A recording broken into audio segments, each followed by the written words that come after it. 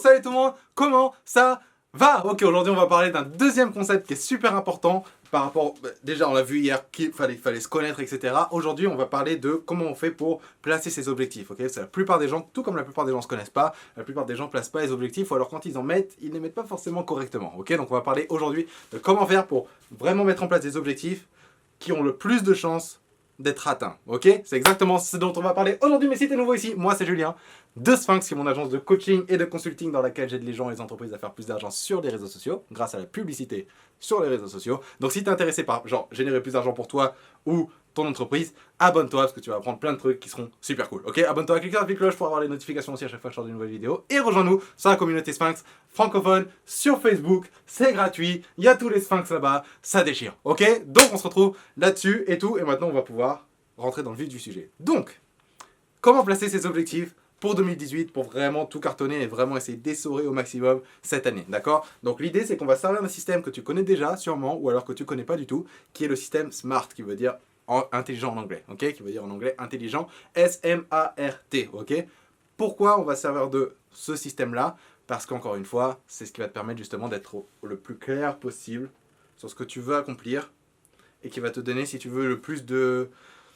comment dirais-je, le plus de chances finalement de les atteindre, ces objectifs, tu vois.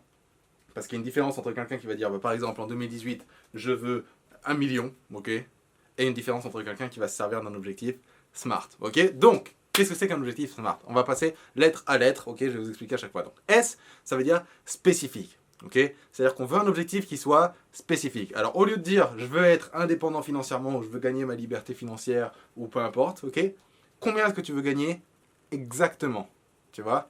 Combien est-ce que tu veux gagner exactement? Il faut que ça soit spécifique. Si pour toi ta liberté financière c'est 2500 euros par mois, ok, dis écoute, en 2018 je veux gagner 2500 euros par mois, d'accord? Spécifique. Si ton objectif en 2018 c'est de perdre du poids, c'est pas spécifique. Si ton objectif en 2018 c'est de perdre 12 kilos, là c'est spécifique, ok? Peu importe tes objectifs, spécifique, parce que qui dit spécifique dit on peut le mesurer. Et on arrive du coup au M, ok? Le M de SMART, c'est mesurer. Il faut que ça soit mesurable, d'accord? Parce que si c'est pas mesurable, il y avait un truc, c'est quoi déjà la citation qui disait le mec? Si tu peux pas le mesurer, tu peux pas le manager, ok? What can, je sais pas, tu peux, ouais c'est ça. Tu peux pas le mesurer, tu peux pas le manager, d'accord? Et si tu peux pas le manager, évidemment, t'es genre, tu patauges dans le vide en gros, d'accord? Donc l'idée c'est vraiment d'avoir un truc qui puisse être mesurable dans le sens où à chaque qui dit mesurer dit succès finalement, tu vois, tu peux mesurer où est-ce que tu en avances concrètement, est-ce que tu avances, est-ce que tu recules, de combien tu avances, de combien tu recules, tu vois ce que je veux dire? Donc du coup, voilà, donc mesurable. Pourquoi mesurable? Par exemple, comment dirais-je, un objectif en santé, par exemple, si on revient du fait que tu veux perdre par exemple 12 kilos, ok, bah c'est mesurable 12 kilos. Chaque semaine, tu peux vérifier à combien t'en es, genre c'est un truc qui est mesurable, ok. Si tu veux gagner 2500 euros par mois, c'est mesurable aussi. Tu vois ce que je veux dire ou pas? Si tu veux te faire, je sais pas, si tu veux plus d'amis par exemple, bah plus d'amis c'est pas assez, tu vois. Genre d'un terme, enfin je veux dire du point de vue smart, tu vois, genre faudrait te dire, écoute, je sais pas, je veux me faire 10 vrais amis en 2018, je sais pas, tu vois, 10 vrais bons potes, machin, je sais pas quoi, tu vois. Si t'en as 10, c'est mesurable du coup, tu vois. Donc l'idée c'est vraiment d'être le plus spécifique possible dans le sens où plus c'est spécifique, plus tu as de chances que ça soit mesurable. Et si c'est pas mesurable, il faut reformuler ton objectif de façon à ce qu'il devienne, d'accord? Une fois qu'on a fait spécifique, mesurable, maintenant on va parler à A, et normalement c'est actionable, donc ça veut dire genre que tu puisses prendre action dessus, tu vois, pas que juste ce soit un truc genre vague, machin, ou genre, je sais pas, genre je veux être bien, ok? Ok, d'accord? Donc on veut vraiment un truc qui soit spécifique. Et là, l'idée, c'est que tu vas mettre les actions nécessaires pour atteindre cet objectif. Donc disons que ton objectif, c'est de gagner 10 000 euros par mois, j'en sais rien, tu vois. 10 000 euros par mois. L'avantage, c'est qu'au moins c'est mesurable parce que c'est une métrique, c'est simple, c'est clair, c'est mesurable. On peut voir si on y est ou si on n'y est pas. Ok? Maintenant, les actions pour y arriver. Bah écoute, tu peux dire, voilà, 10 000 euros par mois, on parle de là. Donc maintenant, 10 000 euros par mois, comment est-ce que, genre, je décompose ça jusqu'à aujourd'hui en actions précises de comment est-ce que je peux l'atteindre, tu vois. Donc si par exemple tu veux prendre la voie du dropshipping ou la voie de réussir grâce à un business en ligne, etc. Première étape, créer mon business ou je sais pas, enfin trouver l'idée du business, je sais pas. Deuxième étape, ça va être, je sais pas, trouver le nom. Troisième étape, ça va être créer le site. Quatrième étape, ça va être mettre les produits dessus, etc. Cinquième étape, ça va être, je sais pas, trouver des influenceurs s'il faut, ou lancer la pub, ou peu importe. Mais l'idée, c'est que tu fasses étape, trouver un produit qui fonctionne bien. Et de là, boum, le scaler, et de là, et tout. Donc l'idée, c'est que tu vas avoir de la clarté sur quelles actions accomplir pour atteindre cet objectif. Et ça, tu l'as en faisant ce qu'on appelle du reverse engineer. En gros, c'est ce que en gros, c'est genre, comment dirais-je? C'est comme si tu étais déjà à l'objectif, ok, et tu fais marche arrière. Et tu regardes exactement ce que tu as fait depuis l'objectif jusqu'à là maintenant. Ok, c'est comme si tu regardais dans l'avenir, hop, tu l'as eu. Et maintenant, ce que tu vas faire, c'est que tu vas faire exactement toutes les étapes qu'il t'a fallu accomplir pour arriver à cet objectif-là. Et tu vas noter ça du coup. C'est ça ce qu'on appelle le reverse engineer, c'est que tu pars du haut et tu reviens à où est-ce que tu en es maintenant pour savoir exactement ce que tu dois faire pour aller là-bas. D'accord? Évidemment, encore une fois, ça ne sera pas forcément tout clair, tu n'auras peut-être pas forcément toutes les étapes, etc., etc. Mais l'idée, c'est que le comment, ça viendra au fur et à mesure que tu te lanceras. Tu n'as pas besoin de savoir exactement comment tu vas y arriver. L'idée, c'est au moins d'avoir une petite idée de comment tu peux commencer au moins. Ok? S, M, A. Maintenant, on va arriver au R. R pour réaliste. Il faut que ça soit réaliste. Alors maintenant, encore une fois, réaliste. Bon, pour moi, plus ou moins, tout est réaliste. Parce qu'à partir du moment où tu le penses, tu peux le faire. Ok, c'est un peu ce que je pense.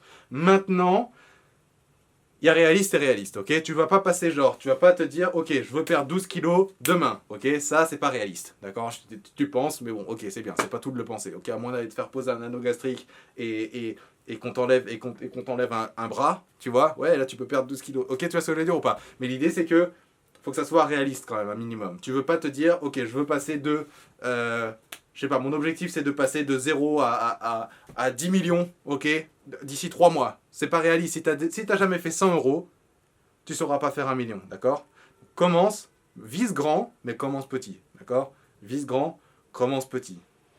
Maintenant que ça c'est dit, réaliste.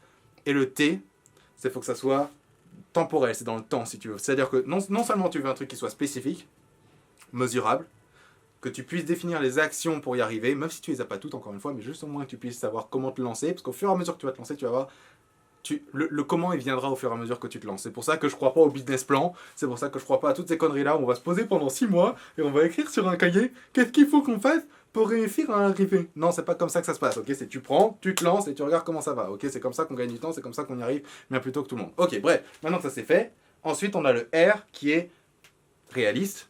D'accord? Donc il faut que ça soit quand même un minimum réaliste. On peut viser grand, mais encore une fois, on va commencer petit. Et ensuite, temporel. C'est-à-dire qu'on veut une time frame dessus. On veut savoir quand est-ce qu'on doit avoir réussi cet objectif. On veut une date précise, ok? Dans le truc. Donc si par exemple, tu sais que, je sais pas, ton objectif, je sais pas moi, c'est d'avoir le permis de conduire, ok? Davantage, permis de conduire, c'est précis. Je veux mon permis de voiture, je sais pas. Je veux mon permis de voiture, ok? Permis de voiture, c'est cool.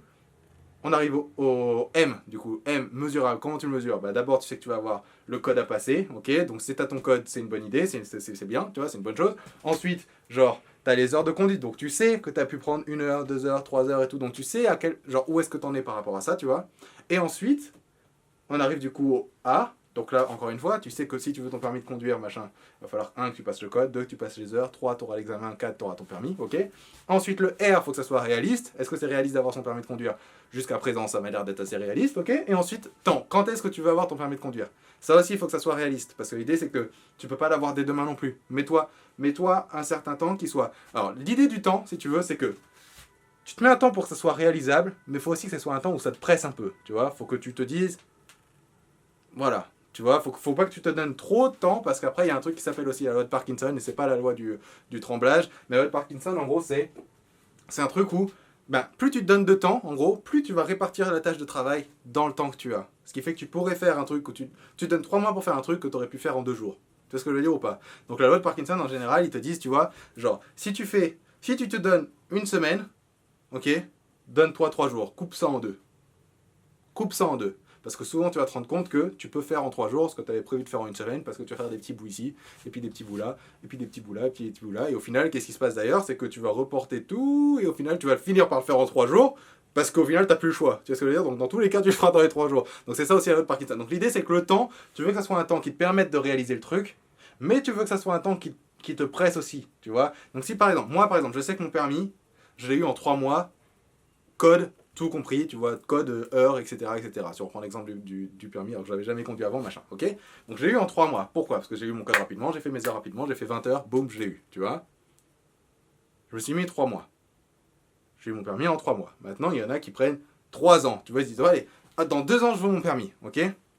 Si tu peux le faire en moins que ça, genre si tu t'es donné 2 ans, donne-toi 1 an, raccourcis ça en 2, tu vois, et au moins, tu sais que, bah, déjà, c'est toujours réalisable 1 an, et en plus de ça, ça te presse à l'avoir plus tôt, et qu'est-ce qui se passe? C'est qu'au final, bah, t'arrives à, si tu veux, accomplir tes objectifs plus tôt que prévu, finalement, alors qu'au final, tu fais exactement le même taf que ce que tu aurais fait, tu l'aurais juste fait plus tard. Tu vois ce que je veux dire ou pas?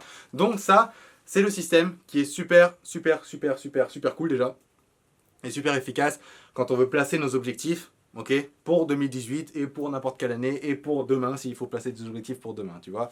Genre, encore une fois, spécifique, mesurable, actionable, en gros, genre, tu sais exactement comment faire, réaliste et une date à la fin, et le temps, ok, smart, d'accord? Donc j'espère que ça t'a aidé. Pour 2018, place-toi ces objectifs-là, passe-toi pas trop d'objectifs non plus, parce que souvent c'est l'erreur qu'on fait, on dit, ouais, on fait ça, ok? Et au final, bah, tu vois, on n'a pas tout, parce qu'on est super, genre, à penser, genre, à celui-là, à celui-là, à celui-là, à celui-là, à celui-là, ok? Concentre-toi sur quelques objectifs, mets-les bien, faut que ce soit clair, net, précis, ok? Et détruis-les en 2018, d'accord? Place tes objectifs, c'est l'objectif à la fin de cette vidéo. Regarde cette vidéo, arrête la vidéo, pose-toi, place tes objectifs pour 2018, pose-les en commentaire si tu veux, ceux qui sont les moins perso pour toi si tu veux, poste-les en commentaire, ok? Tu peux balancer ce que tu veux en revenus, si tu as des objectifs en santé, si c'est pas trop, de le partager à tout le monde, tu vois. Balance-les. Si tu veux ton permis en 2018, balance, je veux mon permis en 2018. Si tu veux peu importe ce que tu veux en 2018, boum, balance ce que tu veux partager, partage ce que tu veux partager, et au moins on verra si tu as bien accompli le truc du smart et tout. Donc en attendant, voilà l'exercice pour aujourd'hui. Encore une fois, hier c'était apprendre à se connaître. Maintenant qu'on se connaît nos forces, nos faiblesses, on va créer nos objectifs sur ce qu'on veut, d'accord? Sur ce qu'on veut accomplir dans la vie, sur ce qu'on veut accomplir l'année prochaine, d'accord? Donc voilà ce qu'on fait. Encore une fois, abonne-toi si ce n'est pas déjà fait. Clique sur la petite cloche pour avoir la notification à chaque fois sur une nouvelle vidéo. Et on se retrouve du coup demain dans une nouvelle vidéo YouTube. Et on se retrouve aussi sûrement dans la communauté Sphinx. Et tout ce tralala. Ok? Vas-y, ciao, à demain.